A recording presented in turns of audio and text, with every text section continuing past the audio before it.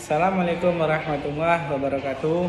Perkenalkan, nama saya Andri Saputra, NIM A1S1230007 dari jurusan Bimbingan dan Konseling.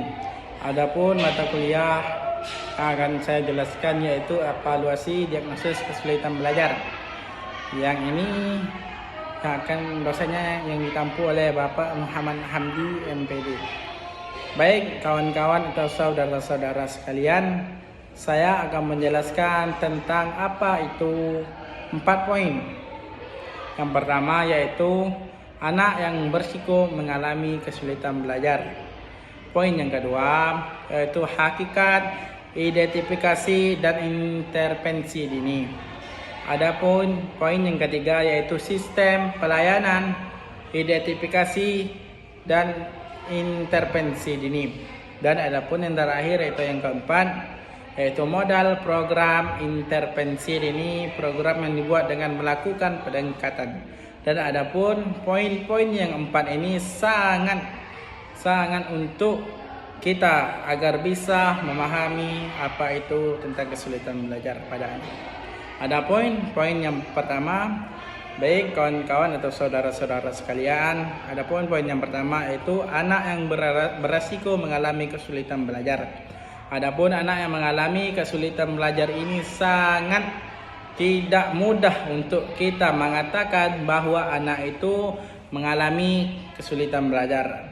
Kesulitan belajar ini sangat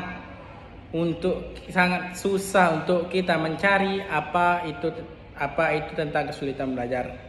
Dan adapun ini merupakan sebutan anak masa sekolah yang belum memahami atau mengalami namun memiliki potensi untuk gagal dalam melaksanakan pembelajaran.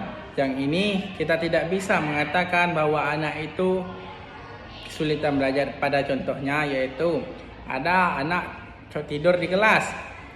Anak itu, dan kita tidak bisa untuk mengatakan anak itu dalam kesulitan belajar. Kemungkinan anak itu ngantuk atau tidak tidur pada malam hari. Dan juga untuk kesulitan belajar ini sangatlah susah untuk kita pahami atau tidak mudah untuk kita mengatakan atau menekankan bahwa itu kesulitan belajar pada anak. Dan adapun kesulitan belajar ini yaitu sangat penting untuk kolaborasi untuk peran guru atau orang tua atau lingkungan keluarga. Dan yang kedua yaitu hakikat, identifikasi, dan intervensi dini. Hakikat ini adalah sebutan suatu tindakan yang dilakukan pada anak yang mengalami kesulitan belajar yang dilihat dari hal sosial atau lingkungan dalam berkeluarga atau lingkungan sosial. Dan adapun hakikat ini untuk kita memahami betapa kesulitan yang dialami pada anak. Intervensi dini ini, hal dalam keluarga atau lingkungan ini sangat penting untuk kita memahami atau mengetahui berapa susahnya anak itu mengalami kesulitan belajar. Dan hal penting itu peran guru atau peran orang tua untuk tahu agar anak bisa kita atasi untuk mengalami kesulitan belajar ini. Yang ketiga, sistem pelayanan, identifikasi, intervensi dini. Adapun intervensi dini ini memiliki sistem pelayanan. Pelayanan ini yaitu sangat penting untuk anak intervensi dini ataupun untuk anak dalam kesulitan belajar. Merupakan layanan tambahan modifikasi yang diberikan pada anak yang beresiko mendukung perkembangan anak. Maka dengan layanan ini, sistem pelayanan ini agar kita dapat membantu anak untuk menentaskan atau menyudahkan atau untuk melawan kesulitan belajar pada anak. Pada hakikatnya itu untuk memberikan atau menguatkan anak dalam belajar.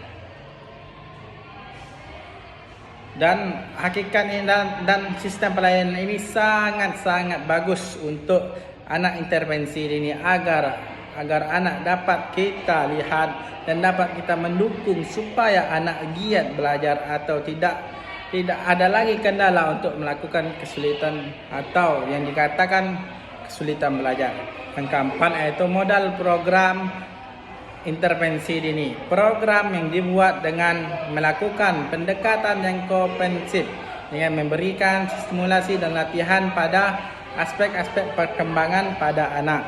Dengan program ini yaitu dapat kita membedakan mana anak yang mengalami kesulitan belajar dan mana anak yang tidak mengalami kesulitan belajar, yaitu mencakup bidang belajar yang bersifat pada anak atau perkembangan pada anak atau perkembangan para akademik pada anak. Dan hal ini, program ini sangat penting untuk kita mengetahui berapa kesulitan belajar pada anak. Dan ada pun 4 poin tadi, yaitu sangat penting kita mengetahui apakah anak itu dinyatakan kesulitan belajar atau tidak, ataukah kemungkinan anak itu capek dan kita tidak bisa melakukan atau mengidentifikasi itu bahwa anak itu melakukan atau dalam kesulitan belajar. Kita tidak bisa untuk cepat mengatakan anak itu kesulitan belajar. Hal ini sangatlah rumit untuk mengetahui anak itu bahwa kesulitan belajar, bahwa mengalami kesulitan belajar. Tidak bisa kita melakukan langsung kita tindaki, bahwa anak ini kesulitan belajar. Kita harus mengetahui betapa tentang lingkungannya atau sosialnya atau di para teman-temannya. Kita harus mengetahui hal itu terlebih dahulu agar kita bisa untuk menuntaskan suatu kesulitan belajar pada anak. Mungkin itu saja saudara-saudara yang dapat saya jelaskan. Kalau ada kata-kata yang salah, itu datangnya dari saya. Sekian, terima kasih. Saya tutupi dengan Assalamualaikum warahmatullahi wabarakatuh.